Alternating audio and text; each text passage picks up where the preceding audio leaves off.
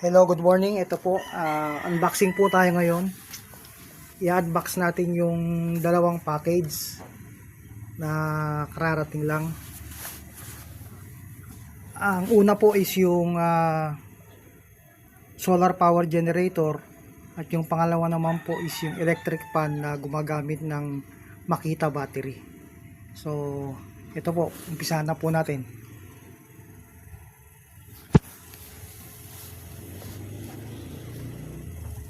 Buksan po natin yung solar generator.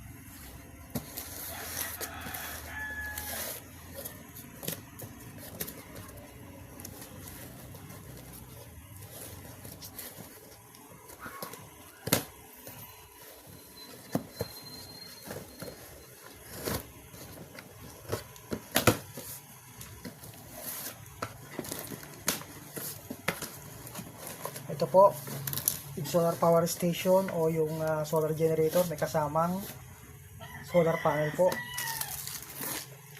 Ayan. Pero mahina po itong solar panel na to, 10 watts lang po ito. And then, meron siyang kasamang manual. And then, yung kanyang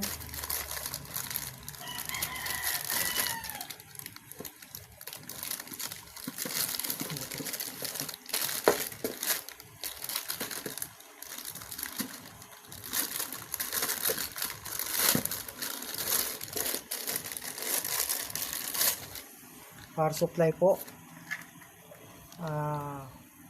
Ayan, 12.6 volts, 5 ampere na power supply.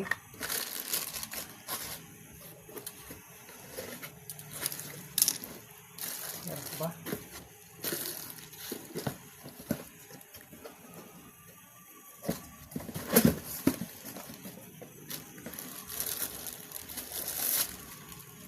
And finally, yung pong solar power station natin.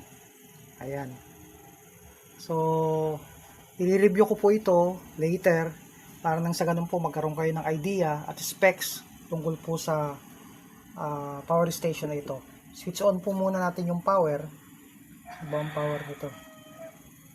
Ayun. Ayan. So, meron po siyang 11 volts at meron po siyang 60%. Ayan po.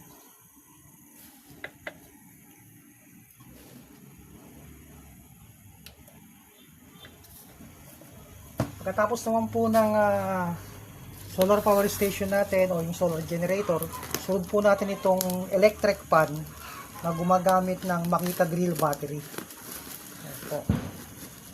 I-review ko rin po ito para magkaroon kayo ng idea, specification, gaano katagal at kung ano ang pwedeng gamitin sa power station natin.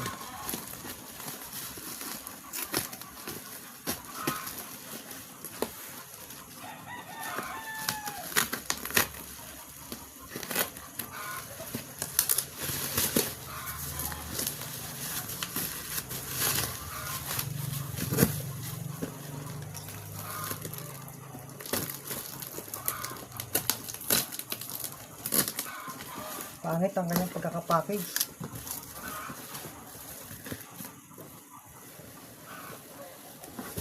So, ito po yung kanyang electric fan. At ang kanyang kasama ay ayun. Dalawang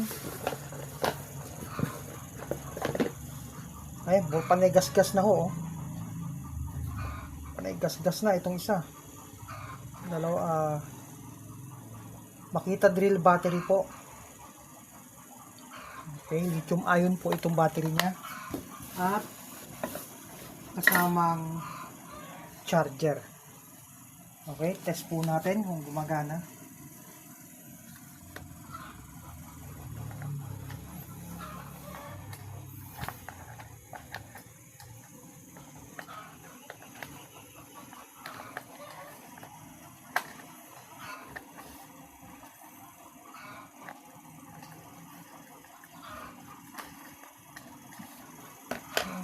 Pumasok.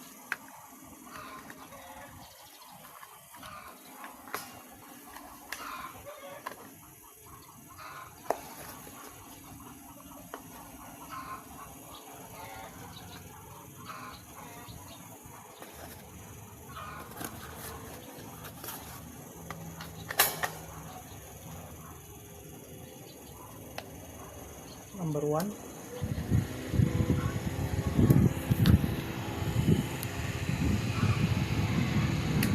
Number 2. Powerful to.